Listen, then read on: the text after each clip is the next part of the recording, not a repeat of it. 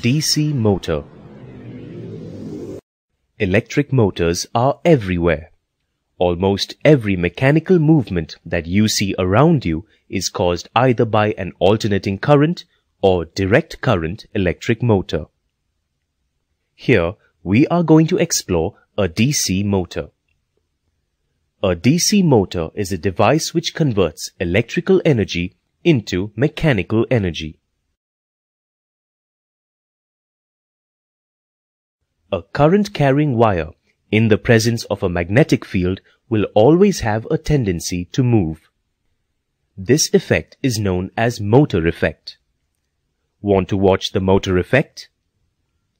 Wind several turns of wire around a cork and suspend it from a clamp. Place this arrangement between the poles of a horseshoe magnet. Switch on the current. The cork moves. Now, reverse the direction of the current. The cork moves in the opposite direction. This experiment shows that the magnetic and electric fields interact to produce a mechanical force. This is the principle of an electric motor. The direction of motion is given by Fleming's left-hand rule. Fleming's left-hand rule. Extend the thumb, forefinger, and the middle finger on the left hand in such a way that all the three are mutually perpendicular to each other.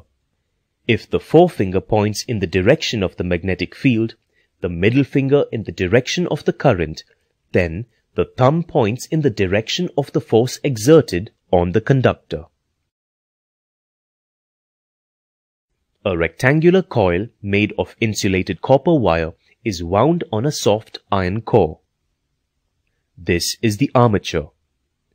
The coil is mounted on an axle and placed between the cylindrical concave poles of a magnet.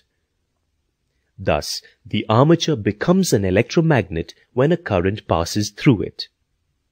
A commutator is used to reverse the direction of flow of current. Commutator is a copper ring split into two parts, C1 and C2. The split rings are insulated from each other and mounted on the axle of the motor. The two ends of the coil are soldered to these rings. They rotate along with the coil. Two small strips of carbon, known as brushes, press slightly against the two split rings, and the split rings rotate between the brushes. The carbon brushes are connected to a DC source. When the coil is powered, a magnetic field is generated around the armature. The left side of the armature is pushed away from the left magnet and drawn towards the right, causing rotation. When the coil turns through 90 degrees, the brushes lose contact with the commutator and the current stops flowing through the coil. However, the coil keeps turning because of its own momentum. Now, when the coil turns through 180 degrees, the sides get interchanged. As a result, the commutator ring C1 is now in contact with the brush B2, and commutator ring C2 is in contact with brush B1.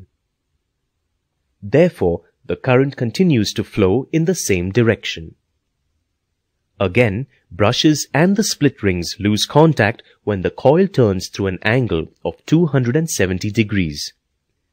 The coil has a tendency to stop, but due to inertia of motion, continues to rotate till it covers 360 degrees. The process continues. Observe that the magnetic couple is maximum at 0 degrees and 180 degrees and 0 at 90 degrees and 270 degrees.